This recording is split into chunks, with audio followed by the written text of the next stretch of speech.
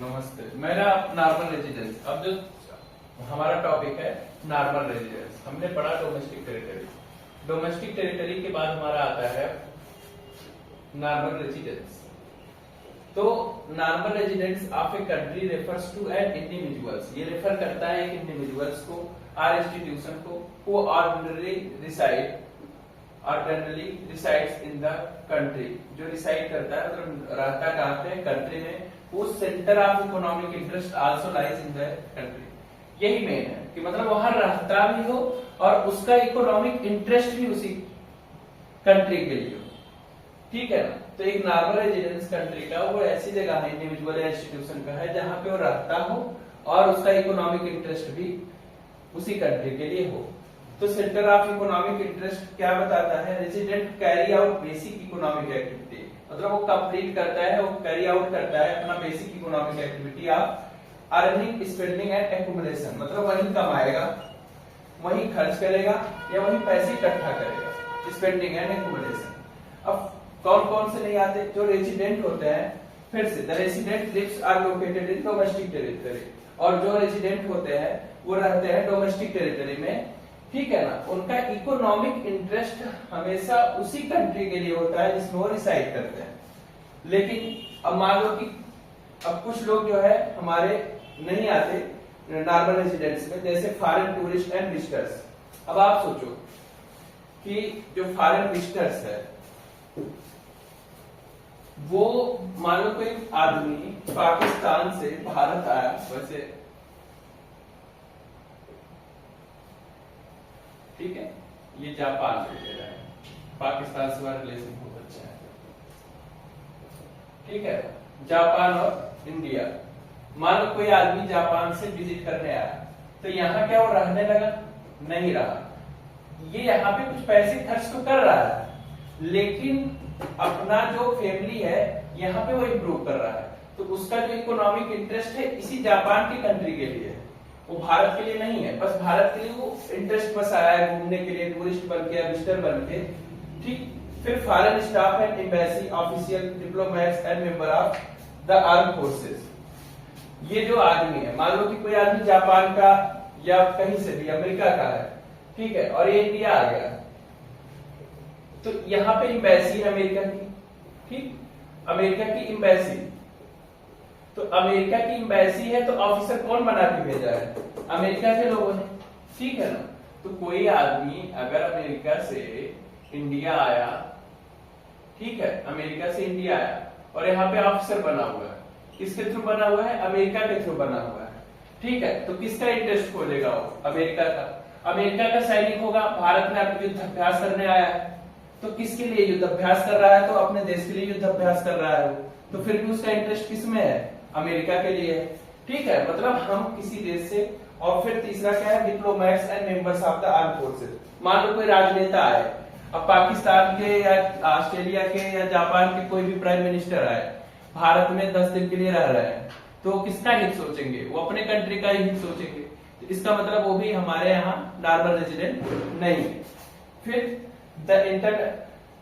In the international organisation, मान लो WHO है, तो WHO के संस्था के लोग वो WHO के लिए काम करेंगे, भारत के लिए तो करेंगे नहीं, ठीक है। हाँ, भारत की हेल्प करेंगे, कोई आदमी हमारे देश में आएगा तो हेल्प करने आएगा। तो नॉर्मल रेजिडेंट्स में यही होता है कि हमारा पैसा एक्युमुलेट, अरे भाई सीधी सी बात है, ऐसे समझ लो, घर में समझ लो कि मान लो कि मैं अपने मामा के यहाँ रहने चला गया हूँ, ठीक है, या कहीं नाना के यहाँ या बुआ के यहाँ, फिर भी मैं अगर यहाँ पैसा कमा रहा हूँ तो किसको भेजूंगा?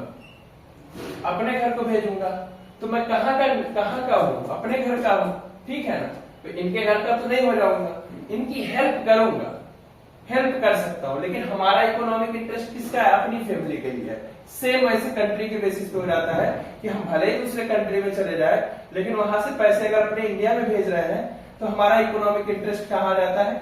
भारत में आ जाता है, ठीक है। एम्प्लॉय ऑफ इंटरनेशनल ऑर्गेनाइजेशन, वही सेम है कि इंटरनेशनल ऑर्गेनाइजेशन का एम्प्लॉय कौन चुन के भेजा है?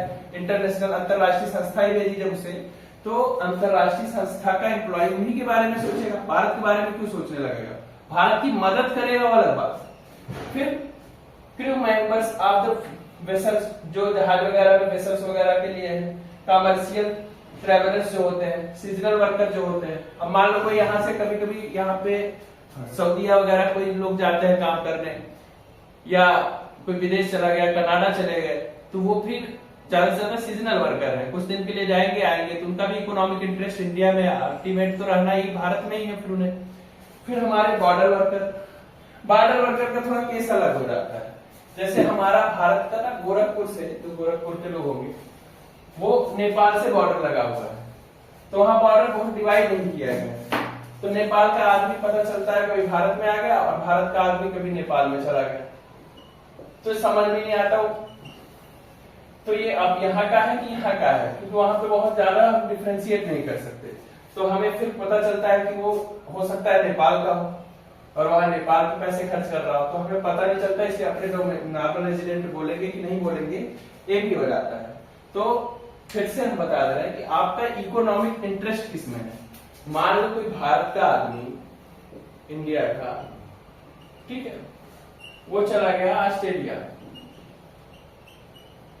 यहाँ पे कमा रहा है, रह रहा है, बस परमानेंट नहीं है, तो वो पैसे कहाँ भेज रहा है, मनी भेज रहा है इंडिया में, ठीक है, तो अब उसका इंटरेस्ट यहाँ पे घर बनाने का है, ठीक है ना, सब कुछ यहाँ एक्युमुलेट कर रहा है, इकोनॉमिक एक्टिविटी यहाँ कर रहा है, ठीक है ना, तो नॉर्मल रेजिडेंस कहाँ का है, भारत का है।